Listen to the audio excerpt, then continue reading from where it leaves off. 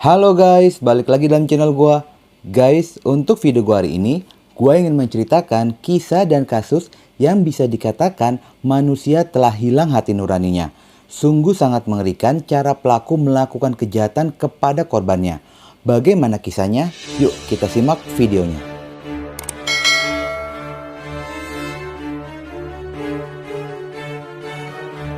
Pada tanggal 5 September 2021, seorang pria bernama Zainuddin yang merupakan seorang pengusaha besi tua mendapatkan kabar dari anak buahnya yang bernama Zulkifli dan Dedi. Mereka bersamaan datang untuk memberikan informasi jika ada tumpukan besi tua yang akan dijual di kawasan Kijang, Kabupaten Bintan.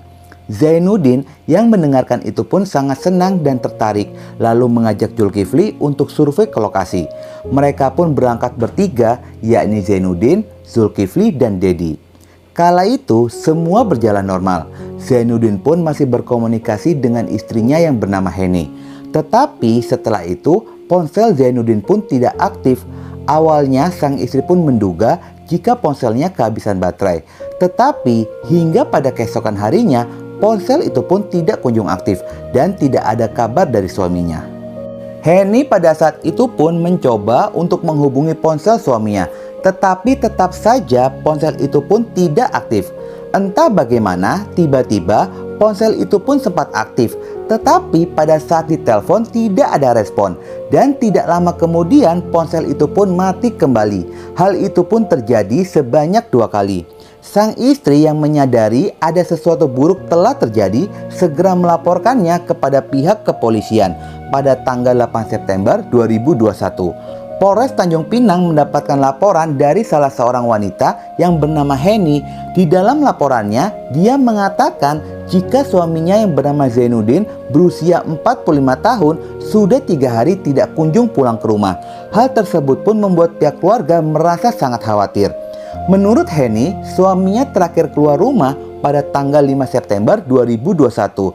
Rumah mereka yang berlokasi di Tanjung Pinang, sedangkan suaminya pada saat itu sedang berpergian ke arah Bintan bersama dengan anak buahnya yang bernama Zulkifli berusia 27 tahun dan rekannya yang bernama Dedi, dengan tujuan untuk membeli sebuah tumpukan besi tua di sana. Tetapi hingga pada saat pelaporan itu pun dibuat, mereka hilang bak ditelan bumi. Di dalam kesaksian sang istri, saat meninggalkan rumah, suaminya membawa ATM, dompet, BPKB mobil, serta buku tabungan miliknya. Heni merasa jika suaminya tidak memiliki musuh. Dari pernikahan mereka pun telah dikaruniai 3 orang anak. Polisi yang mendapati laporan itu pun dengan cepat langsung bergerak melakukan penyelidikan pada kasus itu.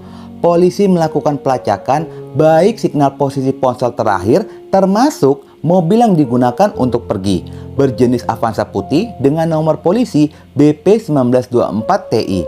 Saat polisi melakukan pelacakan, polisi menemukan jika posisi terakhir berada di Danau Biru, Bintan.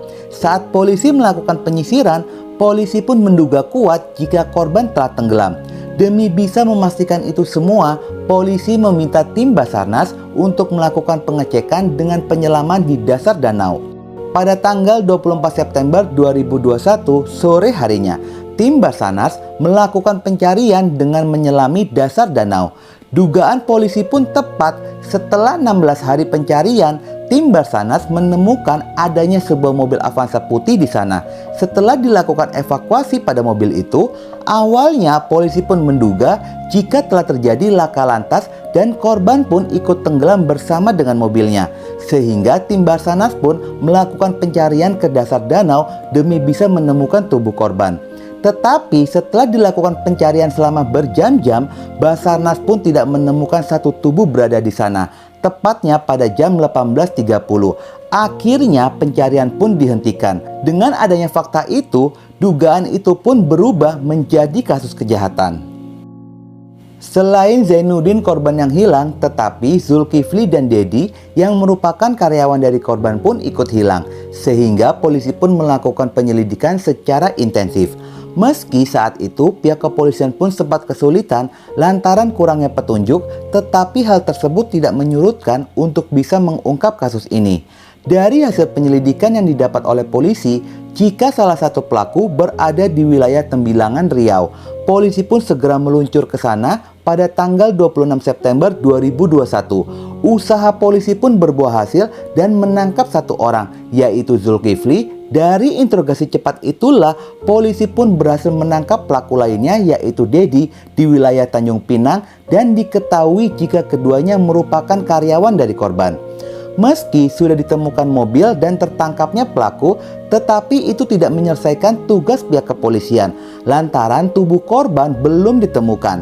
Polisi melakukan interogasi secara intensif kepada kedua pelaku. Mereka pun akhirnya buka suara jika tubuh korban disembunyikan di Kampung Karangledok, Desa Ekang, Anculai, Kecamatan Teluk Sebong. Yang lokasi itu pun tidak jauh dari penemuan mobil korban. Yang ternyata lokasi di mana korban disembunyikan jauh dari jalan besar dan perkampungan masuk ke arah hutan. Saat di sanalah ditemukan adanya tower sutet ketegangan tinggi. Di bawah tower itulah korban dikuburkan.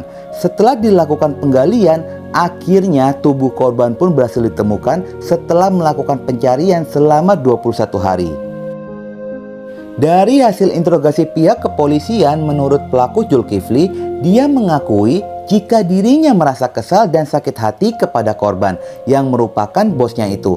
Pasalnya seringkali korban meremehkannya dan korban pun sering mengeluarkan perkataan yang menyinggung dirinya, seperti korban menyuruhnya untuk menceraikan istrinya dikarenakan menurut korban tersangka tidak bisa memberikan apa-apa untuk istrinya.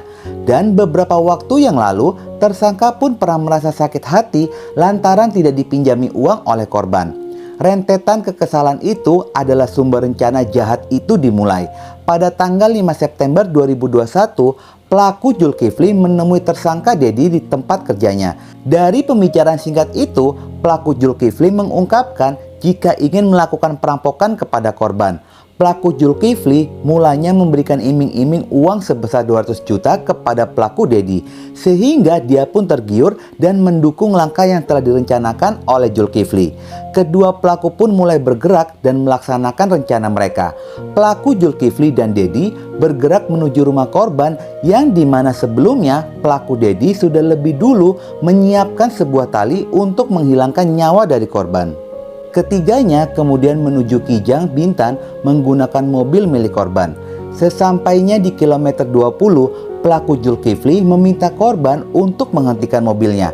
Tanpa adanya rasa curiga, korban pun menghentikan mobilnya dan berhenti di pinggir jalan. Pelaku Dedi yang duduk di belakang langsung mengeluarkan tali.